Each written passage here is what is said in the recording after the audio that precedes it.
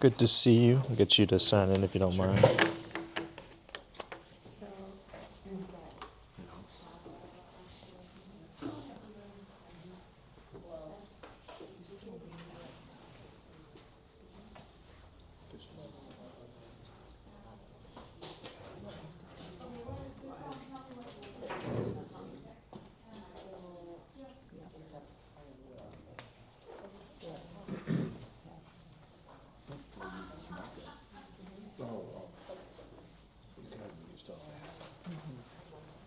Perfect.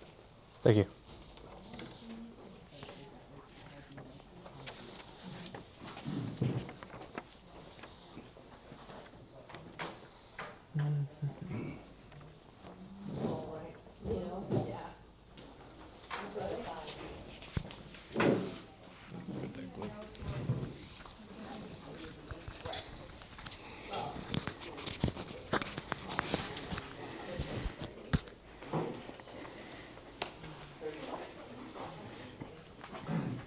Do a quick intro real quick. Oh, yeah. There you go.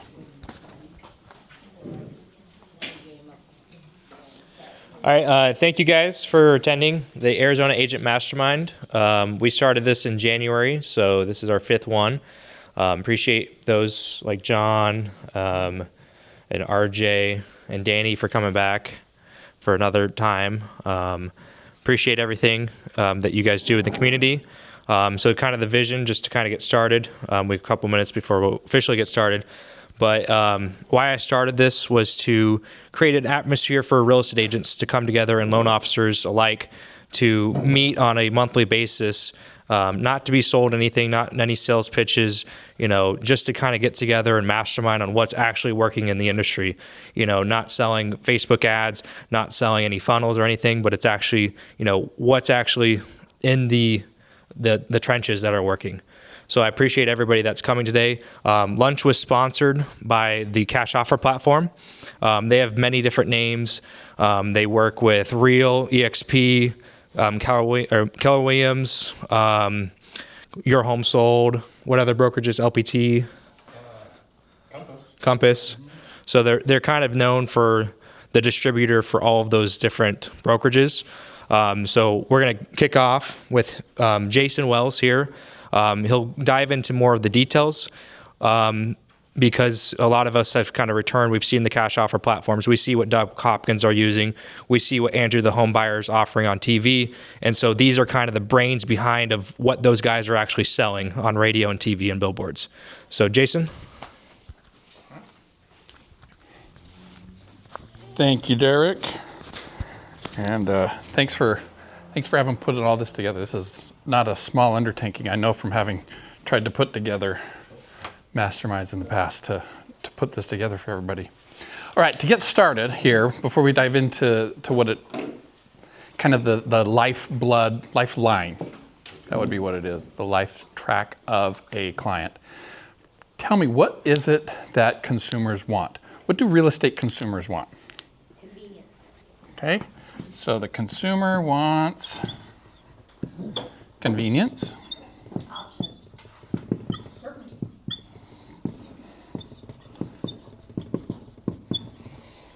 choice or options. Yeah. What else do they want? Guidance. Guidance. Good. Okay.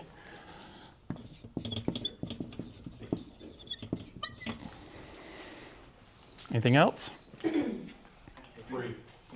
Free, right? They want free, or money is a factor, it's a consideration of some sort in there somewhere, right? The impossible. Usually, right? The impossible. So, given that these are the things that the consumer wants, I'm glad from this group that we've advanced beyond they want their house sold. They want the most amount of money, right? That's the elementary 101 entry point into understanding the consumers, that they want the most amount of money. What they're really hiring us for is for this sort of stuff.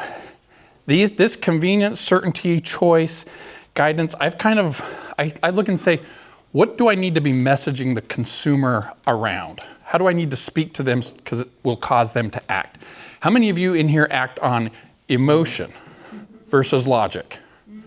How many of you only act on logic? Prove it to me, and then that's the only time I'm going to do it, right? Okay? The logic one takes a lot longer to do it, and you can't put it on a bumper sticker.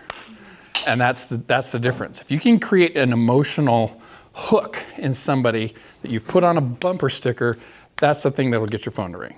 That's going to get the emails to be responded to. That's going to get them to DM you, okay? It's not the explanation of everything about how well you know the market even. And I'm a huge student of the market. I love understanding what the market's doing, how it's moving, but I don't think I've ever converted a single client in my career because of my vast ability to wax philosophically about the market, right? All that did was that knowledge was supported or reinforced the decision they were making to hire me.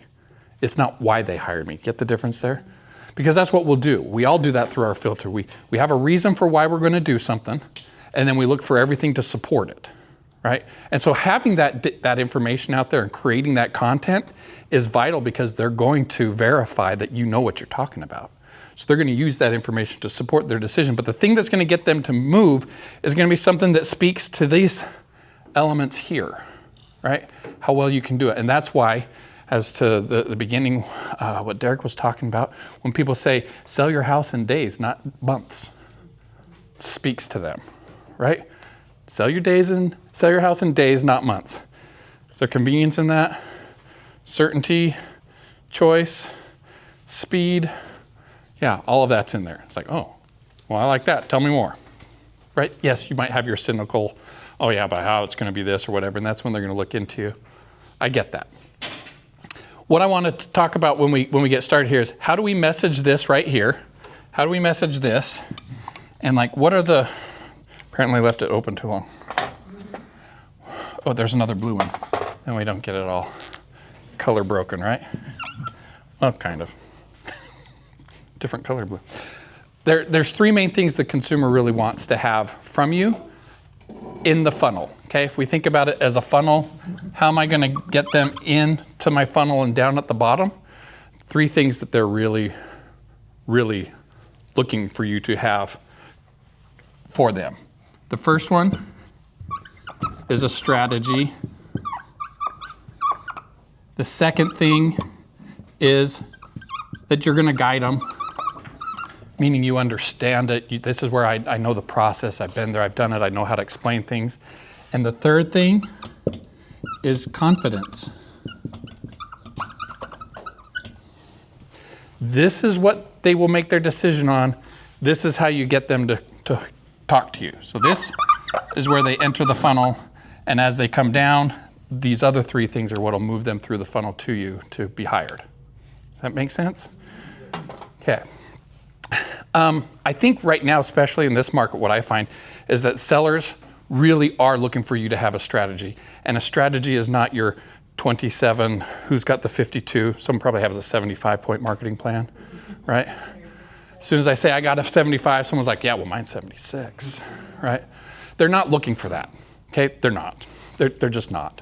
That's one of the things they're going to ask you about, because if they search, like, what should I ask my real estate agent? That's what everything comes back telling them. Why is that what comes back telling them? Because that's what we've put out there.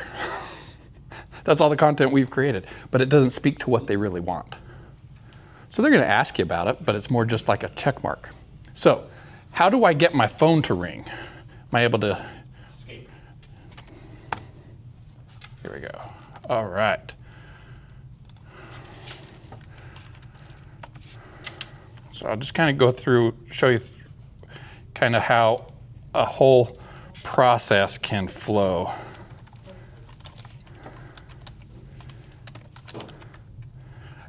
Before I get into that, what does your guys' messaging look like around those consumer needs, the consumer actual wants? What kind of messaging are you using? Multiple cash offers. Multiple cash offers? Off-market properties. Off-market properties? Your home sold guaranteed. Your home sold guaranteed?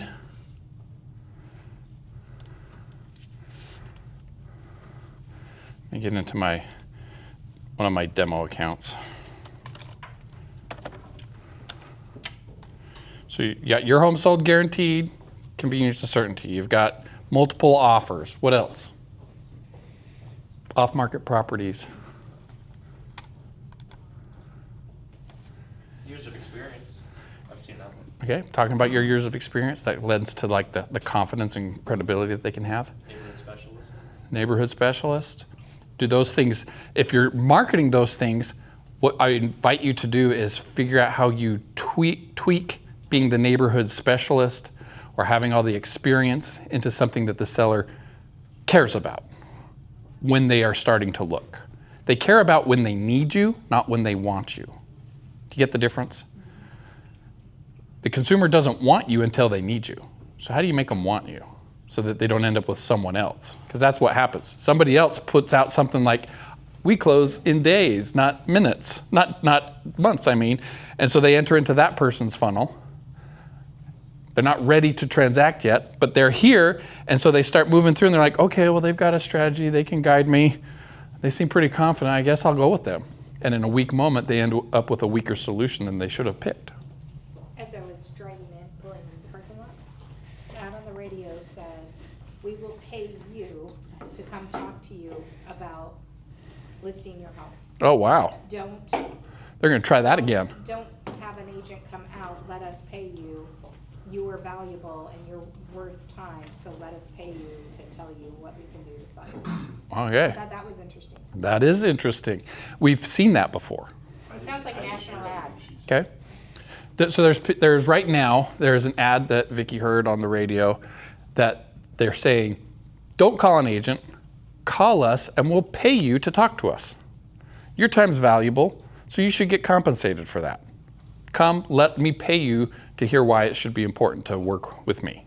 Basically That's what they're that saying. you're a lead, and because you're a lead, there's money in it, so let us pay you. The agents are willing to pay you and fight over you as a lead. Yeah. So That's what the whole ad is about. there's two ways I've seen this. I thought about secret shopping and getting paid, you know? So there's two ways I've seen it. One was this flat fee. It was like they would give you $1,500 and then they would lock you into an addendum that they would then have filed with the county. And this addendum said they gave you $1,500, and in exchange, when you decide to sell your house at some point in the future of time, you have to use them. And if you don't use them, you're going to pay them 3% anyway. They just got in trouble. Oh, they got more than trouble. Okay, so that's not a RESPA issue.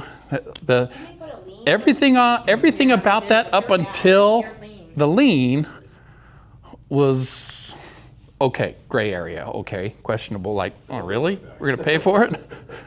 But yeah, they actually had to put a state statute in place that nullified all of those. And I recently had a closing on one that was the situation they were in, and the title company wasn't going to close it. And I'm like, the heck you're not. They're like, well, we have to clear this. I'm like, no, we're not.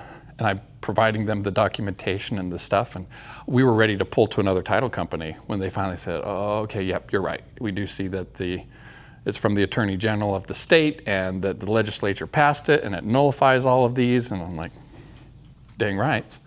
But there are plenty others out there who are closing and they're paying these things. Because just because they've been nullified doesn't mean that they're not going to get triggered, right? They weren't erased from the record, the ones that are out there. Then there's a company called, is it Refi? Not Refi, Red. Not Y-Refi. There's a company out there that what they do is they make the agents bid. So a lead will come in, and let's say we're all part of this platform. Relevant? It's something like that. I can't remember the name of it. It's not Home Might Light. have been relevant that I just heard the ad on. It might be something like, it's like this one. It's like the relevant one. Anyway, it comes in and we all match up to it. And so then we can say, oh, well, I want to do this, and I'll give the consumer $2,000 to talk to me. Oh yeah, well, I'll give the consumer $2,500 to talk to me. Well, I'll give them $3,000 to talk to me. That's what they're doing. And how does that work? It ends up coming out of your commission. It's not like you write the check right then, you just take it off your commission. But as much as we may hear that and think, oh, that's this and that's the other thing, we have all our judgments and understanding about it, does it not speak to this? And that's why it's effective. That's also why you don't like it, because it is effective and they will call. It's called Ready that I heard. I knew it. I knew it was something like that. How do you spell it? R-E-D-Y. That's what I knew it was something like that. They want agents to work with them too. Yep, because that's who's paying them. It's the agent. They're matching them with Home Light. Now, so that's a new addition. This I actually think was started by the Altman guy. Josh? Yeah, I think he's behind the startings of this, because I came across this several years ago. So I actually do get those notifications. I've never submitted one because I'm not going to do that, but I like to know what's going on. All right, so let's go through the life cycle of what it would be like for a client. If I'm going to trying to get a client and I want to speak to these things, convenience, certainty, choice, I'm going to make my message all around that, how it is that I'm going to help them. Sell your house in seconds. Pick your closing date, right? Don't be stuck paying 2 mortgages. I'll help you buy before you sell, right? Those are the kind of messages and hooks I'm going to use when I put them out there.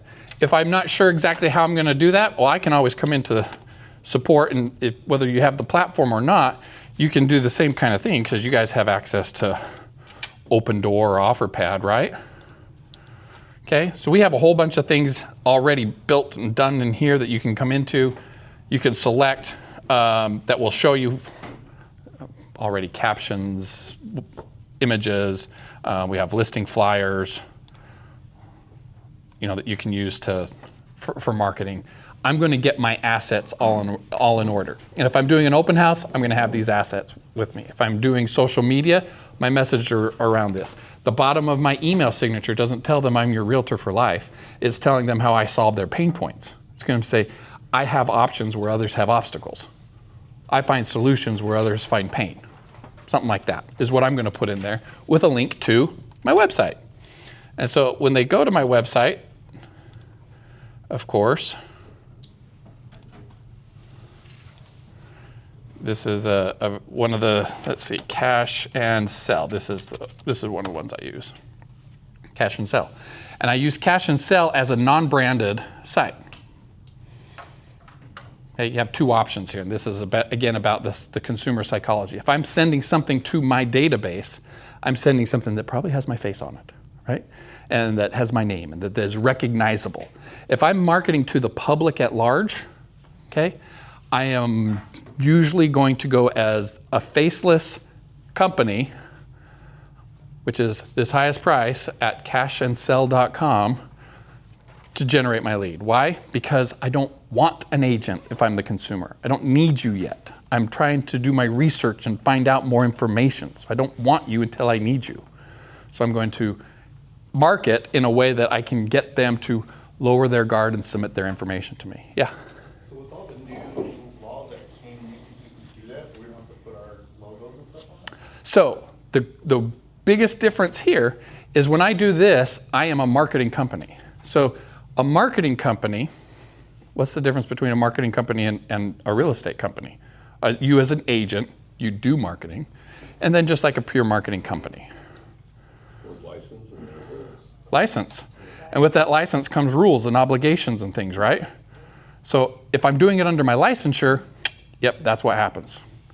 If I'm doing it because the company highestprice.com, which Tim and I own, give you a limited use license to be a marketing company, and this is operational throughout the country, you're not having a blind ad, you're not subject to licensure, you're outside the bounds of all of that. It's how 72 Sold got away with it. Just so you know, okay? That's how they did that.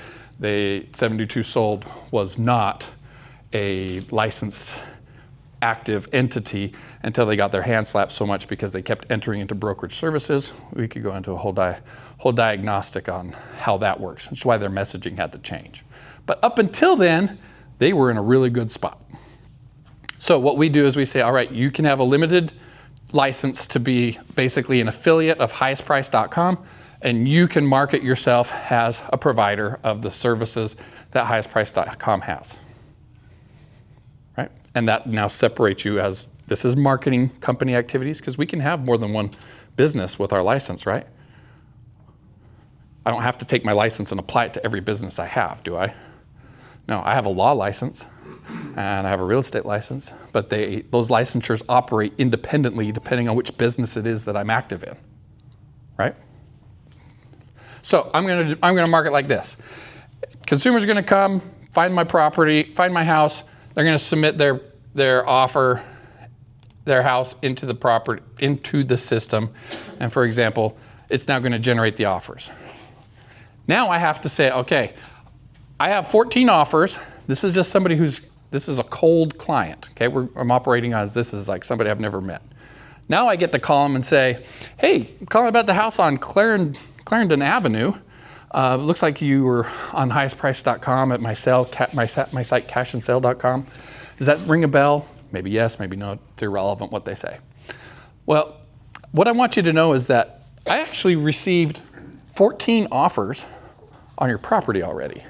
And depending on the condition and the state of everything, those offers range from about $576 all the way up to $930,000.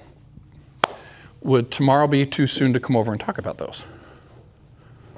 Well, are these real offers? Yeah, no, these are real offers. Well, how can I trust them or whatever? Well, why don't I send you a link? You can kind of look at what the different offers were that come in, but really it's going to be best to like go over them if I come over and I visit you. So I'm going to then send them this link right here. In the client view, I'm going to send them the present without fees link. The reason I'm going to send them this is because it shows to them what the highest offer is, shows them it's their property, it outlines the different offer categories, and it actually shows them that there are true offers that are submitted. Yet I'm not going to tell them who those offers are from. Do I have an obligation to tell them who they're from? I don't have a fiduciary to this person, right? But I can send them this, and so now they can come in and they can look at it and say, okay, well, what the heck's a two-step offer? They read that. What's a buy before you sell offer? They can read that. They want to know about the buy before you sell offers instead of the two-step. They can come in here and look at it. Oh, that one sounds interesting. So, yep, I like that price. Send it in, right? They can click, go through. They get to explore it. But it's in a controlled environment because I, the agent, know what they don't know. And what I know that they don't know is they're about to enter the need me stage. I've given them what they want, and they're about to need me. And where they need me is number 2, guidance, right? Over here on the strategy and guidance. So now I get to go and I meet up with them. When I go talk to them, when I go into the house, it's not about an offer presentation. The mistake that agents make when you are dealing with offers that you're bringing to the table is to run in and be like, let's sit down and go over the offers, and here they are, and which one do you like, and this one does this, and this one does that, and that is this, and this is that. Blech. They get overwhelmed. They reject you immediately. They don't like some of the numbers. They get confused, and all of a sudden, you are the last person they want to be talking to. Where before you were going to maybe be their hero, now you're like almost the Antichrist to them. Okay? So don't do that. We're going to go in and say, great, this is a fantastic house. Thing to know about these buyers is that they submit these preliminary offers. They need to see the house. So why don't you show me around? If it's okay with you, I'm just going to take a handful of pictures that we can submit to the buyer that they can verify. And part of what they want to verify is that you don't have a new skylight because the tree fell down in your front yard. Right? They need to verify that. Oh, okay. So now we're going to go through and we're going to talk about the house. I'm going to take pictures as we go along. Next thing, let's sit down at the kitchen table. Let's sit down and talk. Now tell me, why are you looking to sell? Maybe I've picked up that during the conversation. But I'm going to go through and do what I do best. And that is I'm going to look to start consulting and ultimately advising this person as to what it is they need to do at the next part of their life because they want strategy and guidance. And if I'm delivering that with confidence, there is no way I'm not walking out of there with that listing, right? And listing is the point. Anytime I go in with one of these, the point isn't take one of the offers. The point is get the listing. In order to work with one of these offers, you have to have the listing. If they choose not to work with one of these, I want them to work with me on the market value one, which is my listing, right? So the whole point is to walk out of there with the listing agreement signed. I don't care if they're accepting one of the offers yet or now, they want to think about it, fine. Sign the document, okay? So part of that, I'm going to, when I have gone through my whole analysis with them, I've brought with me the offer sheet. The offer sheet I bring because it's a one-look glance at what everything is. So now we can see what all the different offers were. We can see the amounts. We can see the fees. This is where all the questions start coming up. So before I start getting into question answer mode, I want to have established myself as the reliable, trusted advisor that they're going to listen to, not going to second guess every part that I walk them through, because I am not attached to any of these, as opposed to the other offer companies that go in there who are very much attached to their offer. You see that? If I am Jason the home buyer, should probably buy that domain, right? Jason the home buyer, and I go in there and I'll buy your house. Well, Jason the home buyer, I want you to take my offer. And if you're not going to take my offer, well then yeah, I want to be able to have one of my agents list it, but I want you to take my offer. So I'm going to be advocating for my offer. Is my offer always in their best interest? No. Probably not. Now, I'm not saying that any of these guys do that they just, guys or gals, persons, individuals, however, an identified folk that go in, that they may or may not be pushing their own thing. What there is there's a bias, okay? We have no bias to these, right? Take your pick. I'm here to find out what's going to work best for you. If none of these work best for you, then I'm going to put together the solution that works for you because I've got a strategy for that. That's what I'm looking to accomplish. And I'm just using this as a tool to get myself in the door and to have that conversation and establish that relationship. What do you say when they ask you who these people are? How did you find them? How do you explain them? Oh, I say, that's a great question. You know, you're probably, the other part of that question is probably, why haven't other agents ever told you about these? Would that be fair? Because it's not like these are hidden in my back pocket. Did you know that, Mr. and Mrs. Seller? No. Yeah, every agent should be bringing these to you. I don't know why they don't. In fact, when you hire me, it's my duty to present every option out there. Well, I've already started because I just believe that's what I need to do up front. I need to be transparent with you and provide everything up front. So I did the work up front. I've gone out and over my years of networking, I've made relationships with these people. Who's the people you've made a relationship with? Well, Derek. You don't have to be every single one of these. You've made a relationship with Derek, which has brought this into your business, right? So through your networking, this is how I've accumulated these over the years. Do they actually buy? Oh yeah, every one of these folks on here, they have in the hundreds and a couple of them in the billions of money to deploy this year. So yes, they are actively purchasing and working with clients right now. Oh, okay. That's how I answer that. Okay? What are some strategies for marketing? Like, what in your experience from seeing people, like, are they targeting expireds? Are they targeting their database? I'd say right now the thing that is working really well that people are from the you don't know them, people you don't know camp, is in fact your expireds and canceled, probates and distressed. Those are like shooting fish in a barrel. And frankly, the distressed market is a very underserved market right now by us as professionals here in Phoenix, believe it or not. It's not like the days where, 15 years ago when they would miss a payment and they get 25 things coming in their mail. It's not like that. It was, expressed, canceled, distressed, probate, and is there another? Expired and canceled, distressed and probate. Those four, yep. Seeing, as far as those who I don't know, yeah. Most of the time when we get people that want to buy the houses, they always want pictures. Yep. Well, I haven't been to the house yet. Yep. So is this the same, these guys want pictures of the house prior Yep. to you submitting it? Nope, not prior to. That's why when I go have my appointment, I'm already walking in with these, right? What we've done is we've done it in such a way that you just put in the address. The address will generate, hits their buy boxes, it generates a preliminary offer saying, okay, if this home here in Scottsdale is of average grade and condition to this average surrounding area, this is about what we're offering. And that's an offer to say, let's start talking. And so when I go through, I'm going to take those pictures. And then I'm going to come back here, I'm going to upload them so that they now can see them. So then What the do they offers give are. different numbers after they? Can, yep. And those aren't numbered down. We have plenty of times where the number goes up, right? That may sound weird. Why would they increase their offer? Because they want to buy the house. Well, you also have, most of the time, Zillow's not gonna show the updates from the last time it was sold. Correct. So let's say like this one looks like it probably is thoroughly updated and it's a turnkey property. That's going to be factored in as you move to step 2. But we don't go to step 2, Mr. and Mrs. Seller, until you sign my listing agreement. And I don't call it my listing agreement, I call it my employment agreement. My engagement agreement, borrowing from the attorney vernacular.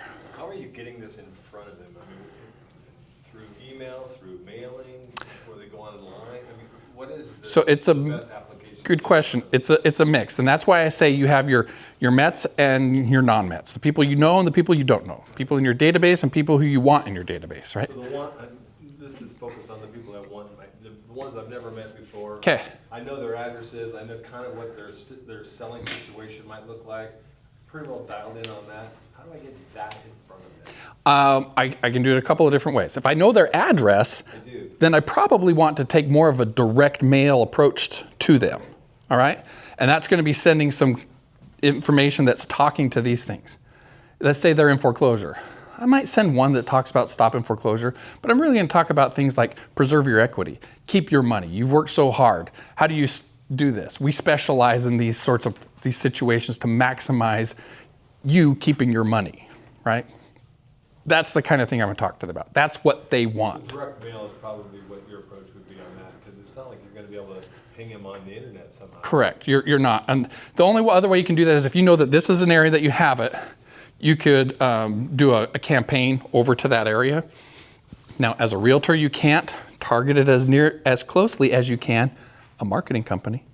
A marketing company is not subject to that 15-mile rule. Okay? So I can now go and say I'm going to target this area right here where I know there's a bunch of people who are distressed or whatever, right? Or I'm going to drop this right over Leisure World and get all the people who are going into probate. Contractually, are you representing the investor as well? No. Nope. You do not represent any of those buyers. They do themselves. So you are there to represent the seller. What agreements are they using? Most of them are going to use the standard AAR contract and have an addendum that will apply to it. There's one or two of them for the different program that have their own standalone contract that they want to use, but when you go through the contracts, it's pretty much the same thing as the AAR. So Do you put it onto an AAR document?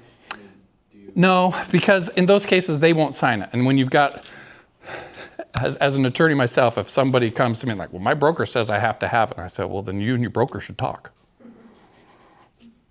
I don't care what your broker wants.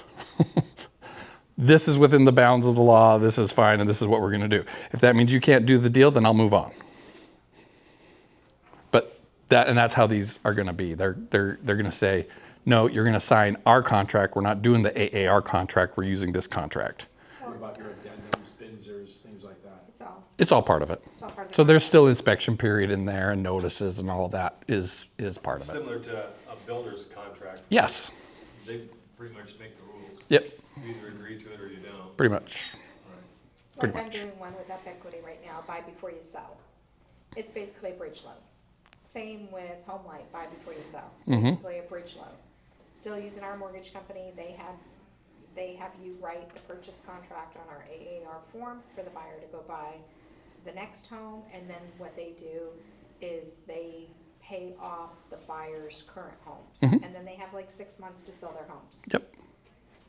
So And so there's that, there's the contingency removal, there's all kinds of different ones that when you get into it, this is where the nuances, it all happens, but the strategy comes in as to how you apply it to your individual consumer. But in terms of getting them to raise their hand, it comes back to this stuff we talked about here.